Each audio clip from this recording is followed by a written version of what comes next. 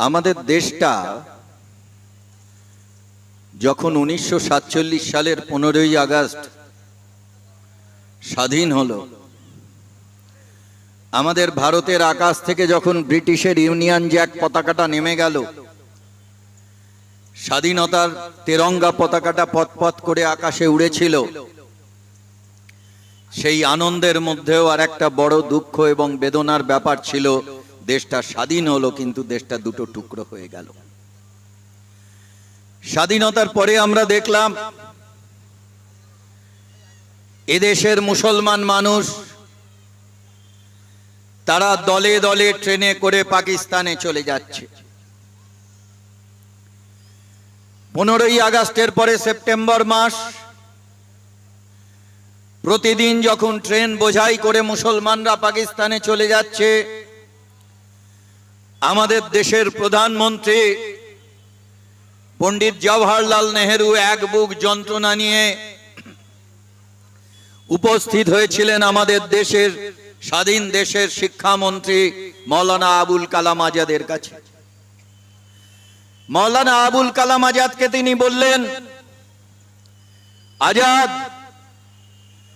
মুসলমান মানুষেরা যখন ট্রেন ভর্তি করে ভারত ছেড়ে পাকিস্তানে চলে যাচ্ছে, তোমারও আর এ দেশে থাকার দরকার নেই, তুমিও দেশ ছেড়ে চলে যাও।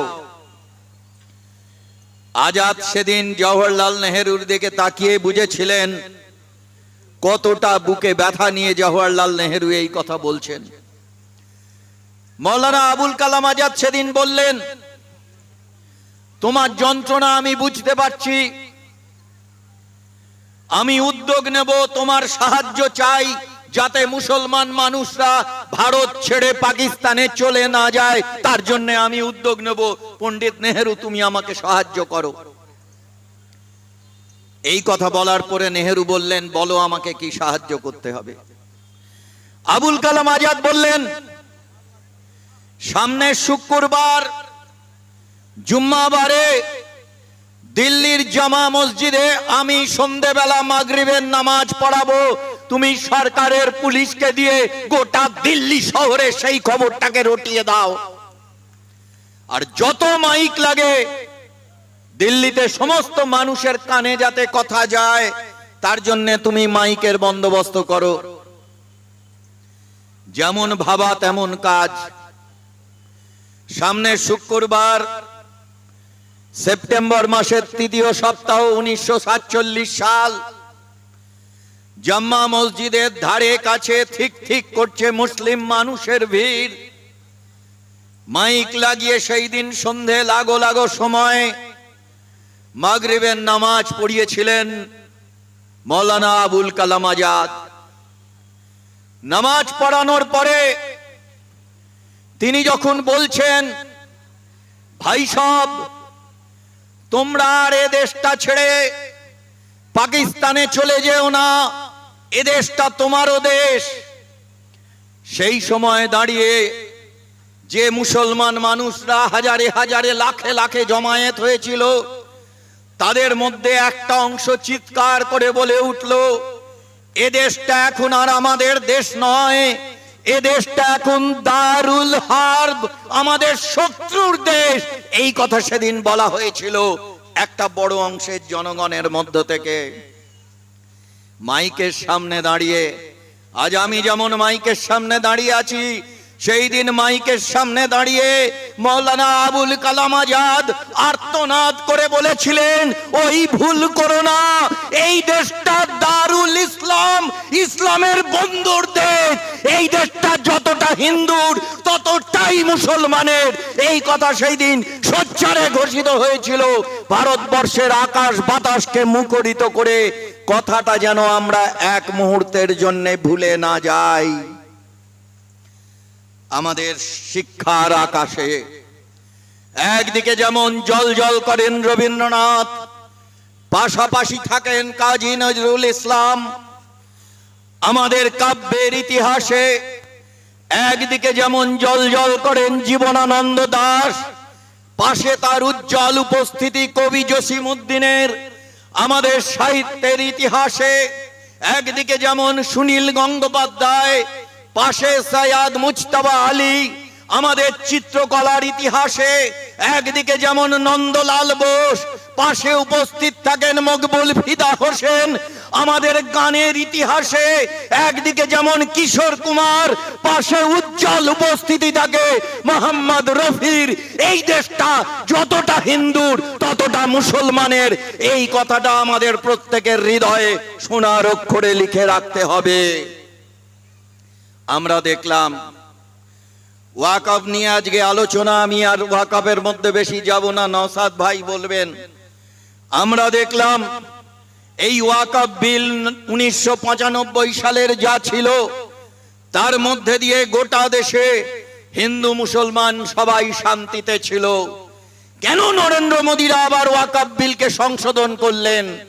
তার কারণ ওরা চায় ভারতবর্ষের 20,54,00,000 মুসলমানকে যদি ওয়াকফের ভিত্তিতে এক জায়গায় এনে দিতে পারি, আর সেই জুজু দেখিয়ে ভারতের 100 কোটি হিন্দুকে আর এক জায়গায় আনবো, আর তার মধ্যে দিয়ে আমরা ভোটের ফায়দা লুটবো, এই চক্রান্তের মুখোশ নরেন্দ্র মোদী, বিজেপি, আরএসএস এর টেনে ছিঁড়ে খুলে দিতে হবে।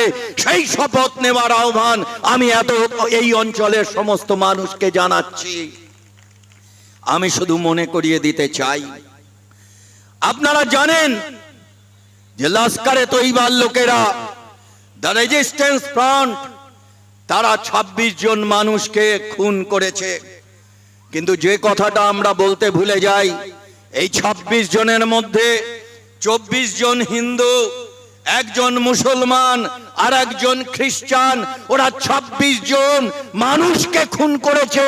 সেটা না বলে বিভিন্ন টেলিভিশনের চ্যানেল চিৎকার করে বলছে হিন্দুদের খুন করেছে। আমরা যে কথা বলতে চাই, যখন লস্করে তৈবা ইসলাম ধর্মের নাম করে সন্ত্রাসবাদ করে, মানুষ খুন করে, তাদের যেমন আমরা দেখেছি, তেমনি আমরা দেখেছি আরএসএস কে, হিন্দুত্ববাদী সংগঠনকে, যারা গুজরাটের মাটিতে মায়ের পেটে বাচ্চা, সেই অন্তঃসত্ত্বা মাকে মায়ের পেটে ত্রিশূল গুঁজে দিয়ে মা এবং শিশু দুজনকেই হত্যা করেছিল। সেদিন তারা হিন্দু ধর্মের নাম করে বলেছিল জয় শ্রীরাম, আর এরা মানুষ খুন করবার সময় বলে আল্লাহু আকবার। আমরা যে কথাটা পরিষ্কার করে বলতে চাই, যুবক বৃন্দের এই আহ্বানে আমরা এত অঞ্চলের সমস্ত মানুষের কাছে যে কথাটাকে স্পষ্ট করে নিয়ে যেতে চাই, মানুষ খুন করবার সময় মুখে আল্লাহু আকবার বললে ওটা ইসলাম ধর্ম হয় না। মানুষ খুন করবার সময় জয় শ্রীরাম বললে ওটা হিন্দু ধর্ম হয় না। এই কথাটা যেন আমরা এক মুহূর্তের জন্য ভুলে না যাই। ইসলাম শব্দের অর্থ শান্তি, ইসলাম শব্দের অর্থ সমর্পণ। সেই ইসলামকে যারা খুনের রক্ত লাগায় তারা অপরাধী। হিন্দু ধর্ম শিখিয়েছে বসুধৈব কুটুম্বকম, গোটা পৃথিবীর মানুষকে নিজের পরমাত্মীয় বলে জানো। সেই ধর্মকে যারা খুনোখুনির রক্তে রাঙিয়ে দিতে চায় তারা হিন্দু ধর্মের শত্রু। বিজেপি, আরএসএস হিন্দু ধর্মের শত্রু, যেমন লস্করে তৈবা কিংবা জামাতে ইসলাম ইসলাম ধর্মের শত্রু, কারণ এরা মানবতার শত্রু। তাই মনে রাখতে হবে, আপনি ইসলাম ধর্মের পাতার পর পাতা পড়ে যান, আপনি কোরআন পড়ুন, আপনি হাদিস পড়ুন, আপনি শরিয়াতের পাতা উল্টে দেখান, দেখুন সেইখানে দেখবেন মানুষকে ভালোবাসার কথা বলা আছে। কোরআনের 109 নম্বর সূরায় বলা আছে লাকুম দিনুকুম ওয়ালিয়া দিন, তোমার ধর্মকে তুমি ভালোবাসো, অন্যের ধর্ম তাদের ভালোবাসতে দাও। আর হিন্দু ধর্মের রামকৃষ্ণ বললেন যত মত তত পথ। তাই মনে রাখতে হবে, ইসলাম কোনোদিন সন্ত্রাসবাদ শেখায় না, ঠিক তেমনি হিন্দু ধর্ম কোনোদিন সাম্প্রদায়িকতা শেখায় না। এই সত্যটা যেন আমরা এক মুহূর্তের জন্য ভুলে না যাই। শেষ করে দিই। তাই আমি আপনাদের কাছে যে কথা বলবো, যে আমাদের দেশকে ভালোবাসতে হবে। দেশকে ভালোবাসার মন্ত্র শিখিয়েছেন রবীন্দ্রনাথ। রবীন্দ্রনাথ আমাদের বলেছেন, সার্থক জন্ম আমার জন্মেছি এই দেশে, সার্থক জন্ম মাগো তোমায় ভালোবেসে। সেই দেশকে আমরা বুক দিয়ে ভালোবাসতে চাই, দেশের প্রতিটি মানুষকে আমরা ভালোবাসতে চাই। সেইখানে হিন্দু, মুসলমান, বৌদ্ধ, খ্রিস্টান, শিখ, ঈসাই যেই থাকুক, তাকে ভালোবাসার যে মন্ত্র, সেই মন্ত্র আমাদের শিখিয়েছেন রবীন্দ্রনাথ ঠাকুর। আর রবীন্দ্রনাথ যখন আমাদের দেশকে ভালোবাসতে শেখান, কাজী নজরুল ইসলাম এসে আমাদের শিখিয়ে দেন কিভাবে আমাদের ঐক্যবদ্ধ থাকতে হবে। তাই নজরুলের কথায় আমরা শিখেছি, মোরা একই বৃন্তে দুটো কুসুম, হিন্দু মুসলমান, মুসলিম তার নয়নমণি, হিন্দু তাহার প্রাণ। আমাদের বুকের মধ্যে রবীন্দ্রনাথ থাকবেন, বুকের মধ্যে কাজী নজরুল ইসলাম থাকবেন। গোটা দেশে হিন্দু মুসলমান একসঙ্গে চলবে, আর তারই মধ্যে দিয়ে আমরা ভারতবর্ষকে এগিয়ে নিয়ে যাব। মোদীদের মুখের ওপর জবাব দিয়ে, মমতাদের মুখের ওপরই জবাব দিয়ে ধর্ম নিয়ে রাজনীতি করতে দেব না। ধর্ম যার যার, দেশ সবার, এই আহ্বান নিয়েই আমরা এখান থেকে ফিরবো।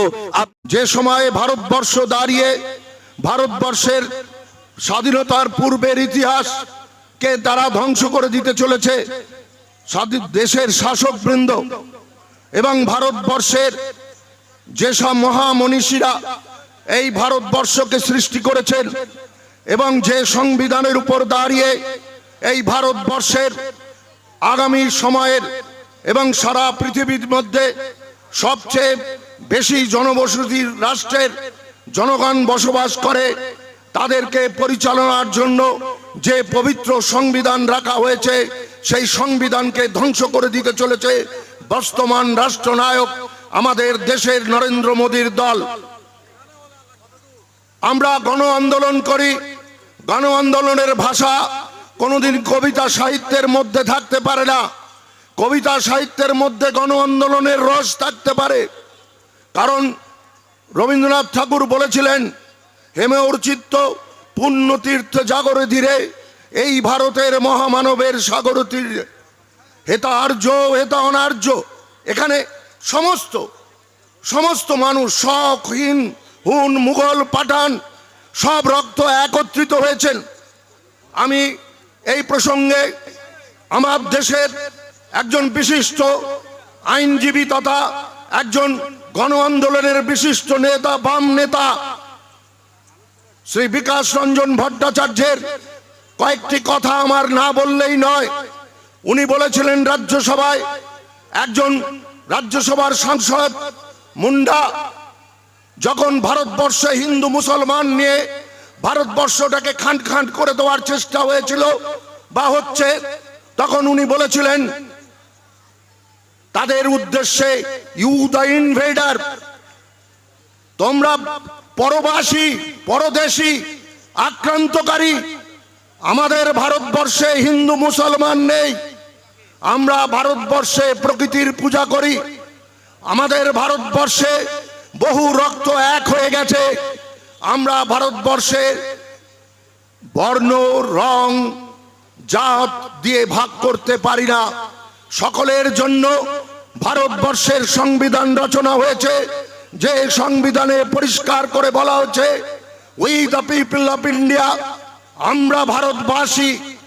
এই সংবিধানকে স্বীকৃতি দিলাম যে ভারতবর্ষের সংবিধানে ভারতবর্ষ একটি সার্বভৌম রাষ্ট্র, ভারতবর্ষ একটি গণতান্ত্রিক রাষ্ট্র, ভারতবর্ষ একটি প্রজাতান্ত্রিক রাষ্ট্র, ভারতবর্ষ একটি ধর্মনিরপেক্ষ রাষ্ট্র। এবং সর্বশেষে বলা হলো, we are going to be a socialistic country, এবং যেটা পরবর্তীকালে আমাদের ভারতবর্ষের প্রিএম্বেল বা প্রস্তাবনায়, সংবিধানের প্রস্তাবনায় তাকে যুক্ত করা হলো, ভারতবর্ষ সমাজতান্ত্রিক রাষ্ট্রের দিকে যাবে। আমরা ভারতবর্ষের নাগরিক। আজকে ভারতবর্ষকে যেভাবে খণ্ডিত করার চেষ্টা হচ্ছে, ভারতবর্ষের আজকে যে অবস্থা, পাহেলগাঁয়ে পর্যটকদের জায়গা, আমি সেখানকার যারা পর্যটকদের বহন করে নিয়ে চলে, যারা শিকারা চালায়, যারা অটো চালায়, যারা গাইড, তাদের কয়েকজনের কথা না বললেই নয়। যখন দুর্বৃত্তকারীরা ওই পাহেলগাঁয়ের সুন্দর মনোরম স্বর্গীয় কাশ্মীরের পরিবেশে 26 জন পর্যটককে হত্যা করলো, সেই হত্যায় বাঁচাতে গিয়ে অন্য ধর্মের মানুষ রাইফেল কেড়ে নিয়ে বাঁচাতে গিয়ে তাকেও হত্যা করা হলো। সেই জায়গায় দাঁড়িয়ে সেই পায়েল গাঁয়ের যারা পর্যটকদের সাহায্যকারী তারা দুঃখ করে বলেছিল, আমরা এই পর্যটকদের থেকে আমরা যে সাপোর্ট পাই, সমর্থন পাই, সাহায্য পাই, আমাদের যে আয় হয় সেই আয় দিয়ে আমাদের খানদান তৈরি হয়েছে। আজকে ভারতবর্ষের এবং কাশ্মীরের সবচেয়ে দুঃখের দিন। এই ভারতবর্ষে দুঃখের দিনে আজকে আমরা এই পায়েল গাঁয়ের যারা পর্যটক এসছে তাদেরকে আমরা সাহায্য করব। আমরা বিনা পয়সায় এয়ারপোর্ট, রেল স্টেশন, যেখান থেকে বাস যায় তাদেরকে পৌঁছে দেব। সাংবাদিকরা জিজ্ঞাসা করেছিল, তাহলে আপনাদের পয়সা কোথায় যাবে? বললেও হিন্দি ভাষায় বলেছিল যে এদের কাছ থেকেই আমাদের খানদান এক বংশ পরক্রমায় আয় করেছে, সেই আয় দিয়েই আমার বংশ তৈরি হয়েছে। আজকে আমি তার জন্য খিদমত করব, তাকে সাহায্য করব। এটাই ভারতবর্ষ। আর আরেকদিকে ভারতবর্ষের নকদন্ত বার করে ভারতবর্ষের শাসকরা, ভারতবর্ষের যারা সেনাবাহিনী, তাদেরকে নিজেদের রাজনৈতিক দলের ক্যাডার তৈরি করে তাদের থেকে কৃতিত্ব নেওয়ার চেষ্টা করছে। আর বামেরা এবং যারা প্রগতিশীল তারা যখন এখানে কথা বলতে যাচ্ছে তাদেরকে পাকিস্তানি বানিয়ে দেওয়া হচ্ছে। একটা সম্প্রদায়ের মানুষকে পাকিস্তানি বানিয়ে দেওয়া হচ্ছে। এ কোন ভারতবর্ষ? আজকে একবিংশ শতাব্দীর শেষ জায়গায় এসে যখন এইখানে এই যে এত ইউটিউবার আছে, এই ইউটিউবারদের হাত ধরে সারা পৃথিবীর মধ্যে কাছে আমাদের বক্তব্য পৌঁছে যায়। আর সেই কথা চিন্তা করেই দেশের শাসক, আমরা কি দেখলাম যখন পাকিস্তানের বিরুদ্ধে যে বাহিনী অ্যাটাক করলো সেখানে সুফিয়া কুরেশি এবং বন্যা সিংকে তারা ব্যবহার করলো। এর মধ্যে দিয়ে তারা কি কথা প্রচার করতে চাইলো দেশের শাসক?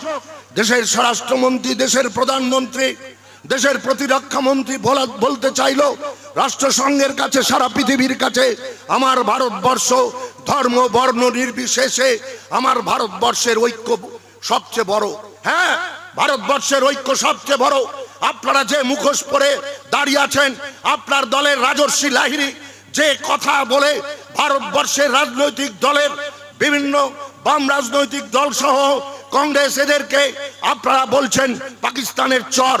আপনারা ভারতবর্ষের ঠিকা নিয়েছেন।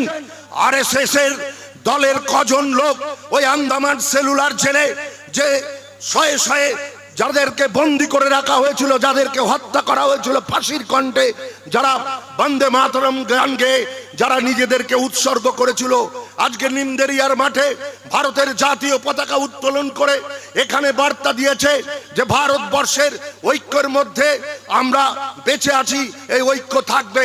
কিন্তু যারা ঐক্যকে ভাঙবার চেষ্টা করছে, যারা ধর্ম বর্ণ নির্বিশেষে বিষ বাষ্পের মতন মানুষের কাছে বিষ বকবাদ বিভিন্ন সাম্প্রদায়িক কথা বলছে, আমরা তার বিরুদ্ধে দাঁড়িয়ে কথা বলবো। ওয়াকফ নিয়ে কেউ কেউ বলেছেন, আরো বলবেন। আমি শুধু দুটো কথা বলে শেষ করব, কারণ অনেক নেতৃত্ব এসছেন। এই কথা বলে শেষ করব, আমরা এই কোটরা গ্রামে, আমি এখানে আরো সভা করে গিয়েছি, আমরা আরো সভা করব। আমি কোটরার এখানকার মানুষ অত্যন্ত সচেতন মানুষ। আমি বিশ্বাস করি এই কোটরা গ্রামে এখানে কৃষিজীবী মানুষ আছে, জেলে সম্প্রদায়ের মানুষ আছে, এখানে শ্রমিক সম্প্রদায়ের মানুষ আছে। বর্তমান প্রজন্ম ব্যবসা এবং বিভিন্ন উৎপাদনমূলক কাজে লিপ্ত হয়েছে, তারা সারা পৃথিবীর খোঁজ রাখে। আমরা তাই তাদের কাছে বলছি, আসুন কোনটা সাদা কোনটা কালো বুঝে নিন।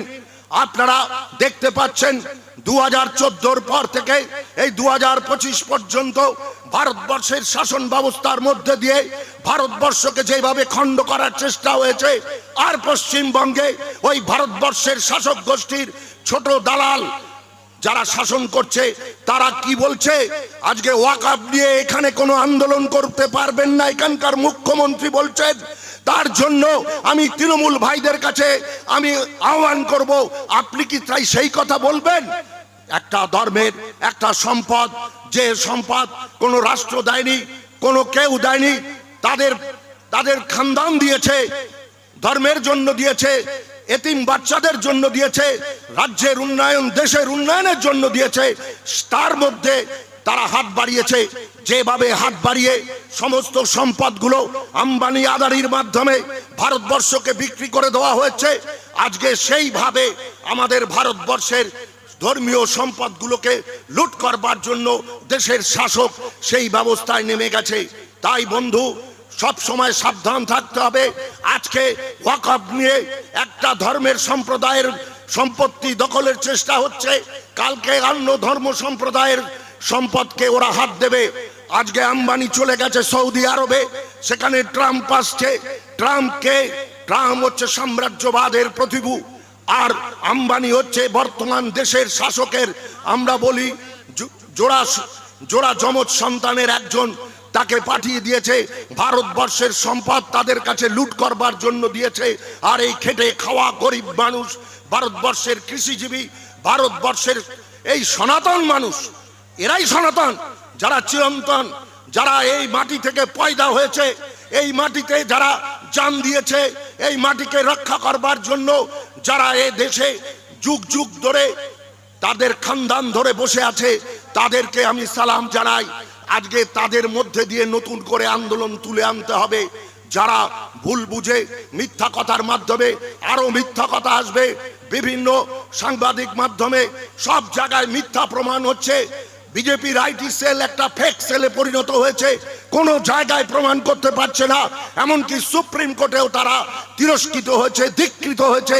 আমরা তাই বলতে চাই বন্ধু, তুমি তোমার চোখ দিয়ে, কান দিয়ে, তোমার পিতৃপুরুষ, তোমার মাটিতে বসে তুমি যে শিক্ষা পাচ্ছ, সেই শিক্ষার মধ্যে দিয়ে এই ভারতবর্ষের যে ইতিহাস রচনা করা হয়েছে, হিন্দু, মুসলমান, শিখ, ইসাই, তাদের রক্তর খুন দিয়ে এই ভারতবর্ষের মাটির প্রতিটা ভূমি তৈরি হয়ে আছে, ভারতবর্ষের সম্পদের প্রত্যেকটা সৌধ তৈরি হয়ে আছে।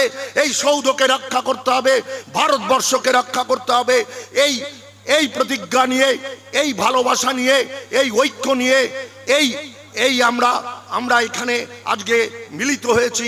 অন্য বক্তারা আরো কথা বলবেন, সবাইকে আমি আমার অন্তর থেকে অভিনন্দন জানিয়ে আজকের এই যে প্রতিবাদ সভা, এর মধ্যে দিয়ে আমি বলতে চাচ্ছি, ভারতবর্ষের সমস্ত মানুষ এক হও, ধর্ম বর্ণ নির্বিশেষে।